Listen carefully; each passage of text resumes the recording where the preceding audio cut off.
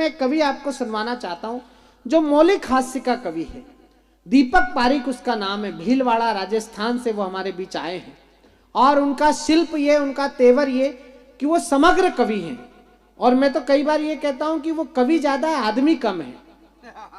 इसलिए आपको थोड़ा ध्यान से सुनना पड़ेगा। वो कब अपने आप को समेट लेगा आपको पता नहीं लगेगा, लेकिन अगर आपने उसे मन दिया तो निश्चित रूप से आपकी रात वो आपको वो आनंद देकर जाएगा जिसको आप बरसों बरस याद रखेंगे। मैं निवेदन करना चाहता हूं इस समय पर दीपक पारिक से कि दीपक पारिक सशरीर माइक पर आए और अपनी यह लीला आपके बीच शुरू करें। एक बार जरा जोरदार तालियां बजाकर आप दीपक पारिक की अगवानी करें। भाई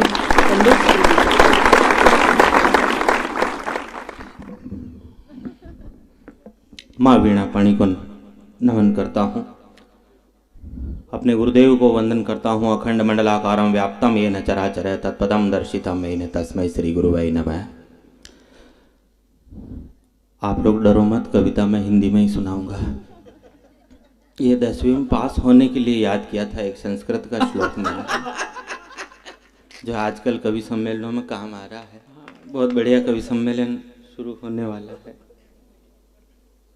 इधर तो हो चुका है शुरू, तो इधर तो शशिकांत जी भाई साहब बैठे हैं, इधर संचालक है, इधर ओपनर है, बीच में सारे कवि फंसे पड़े हैं। ज्योतिष की भाषा में इसे काल सर्प दोष कहा जाता है।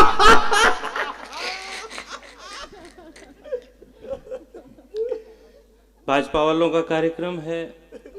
मैं जनसंघी परिवार से हूँ।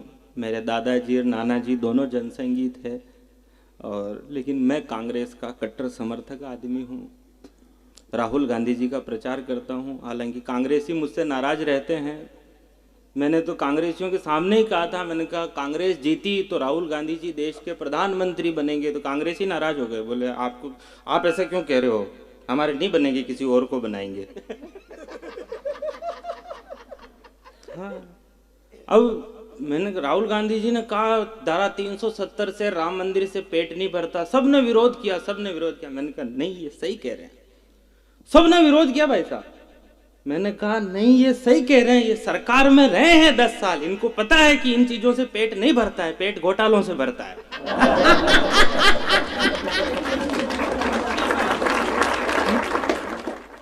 अब जब मोदी जी ने अपने इसरो वाले वैज्ञानिकों ने चांद पर विक्रम लैंडर भेजा, तो राहुल गांधी जी ने कहा इन चीजों से पेट भरता है क्या? मैंने कहा बिल्कुल सही कह रहे हैं, ये कुंवारा आदमी है, इसके सामने चांद करते हो, इसके दिल को ठेस पहुंचती है।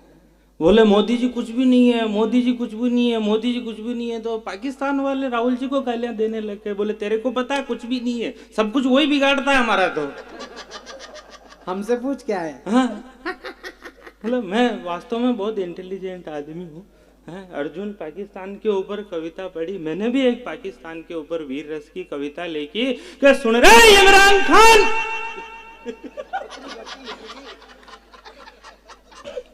जोर से बोलना पड़ता है वीर रस में। सुन रहे इमरान खान, कंट्रोल में कर ले अपनी जबान, वरना हम भी सारी हदें तोड़ देंगे और इस देश के जितने भी भ्रष्ट नेता हैं सबको तेरे पाकिस्तान में छोड़ देंगे। जिस दिन हमारे देश के सारे भ्रष्ट नेता तेरे पाकिस्तान में आ जाएंगे, जिस दिन हमारे देश के सारे भ्रष्ट नेता तेरे पाकिस्तान में आ जाएंगे, जितना तू अमेरिका से भीख मांग कर लाया है सारा का सारा ही 10 दिन में खा जाएंगे।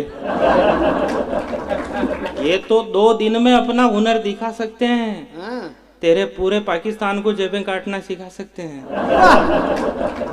जिस दिन हमारे देश के फर्जी बाबाओं की नजर तेरे पाकिस्तान पर पड़ जाएगी, पूरे पाकिस्तान में केवल गुफाएं ही गुफाएं नजर आएंगी। मैं बहुत इंटेलिजेंट आदमी हूँ। मोदी जी ने प्रधानमंत्री बनते ही सबसे पहले मुझे फोन किया था। ओहो, बताओ।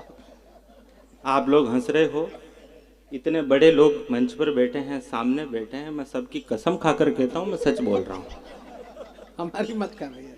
मोदी जी ने प्रधानमंत्री बनते ही मुझे फोन किया, बोले दीपक एक समस्या है। मैंने कहा क्या समस्या है? बोले वो जब से अमेरिका ने लादेन मारा तब से सब मेरे पीछे पड़े हुए हैं, दाऊद इब्राहिम को भी मारो, दाऊद इब्राहिम को भी मारो, दाऊद इब्राहिम को। मैंने कहा आप चिंता मत करो, मैंने मार दिया। बहुत पहले उन्होंने पूछा कैसे? मैंने कहा दाऊद इब्राहिम ने जब अपनी बेटी की शादी की तो भारत से बड़ी बड़ी हस्तियों को खाने पे बुलाया जीमने के लिए। अमिताभ बच्चन, शाहरुख खान, सलमान खान, आमिर खान, सैफली खान, एपली खान, पेपली खान, पता नहीं किस किस को बुलाया।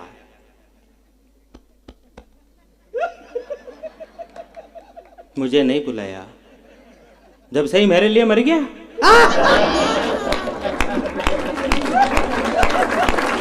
पंडित बढ़िया है,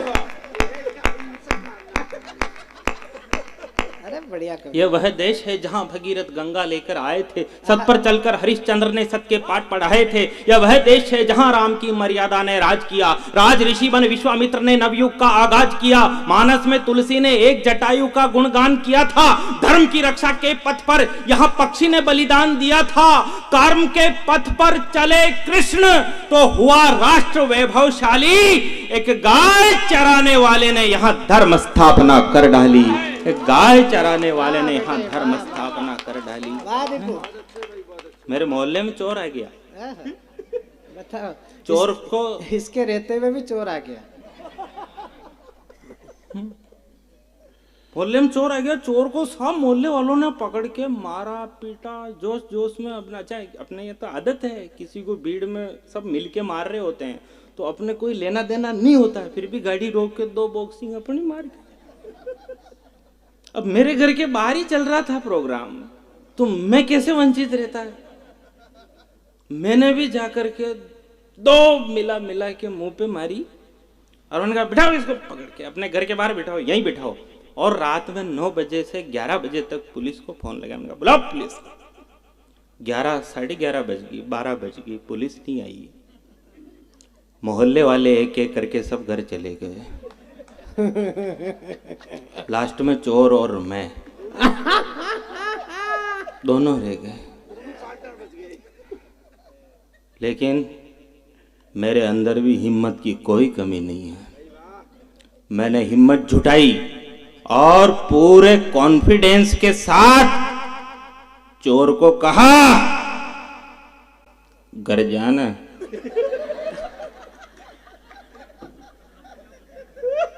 उसने कहा अच्छा पुलिस को बुलाना।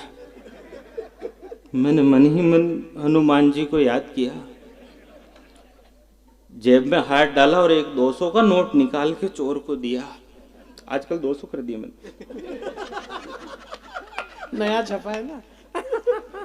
200 का नोट निकाल के दिया। मैंने कहा 100 रुपए में तो अपने पट्टी वट्टी करा लेना और 100 रुपए में बच्चों की मिठाई ले जाना।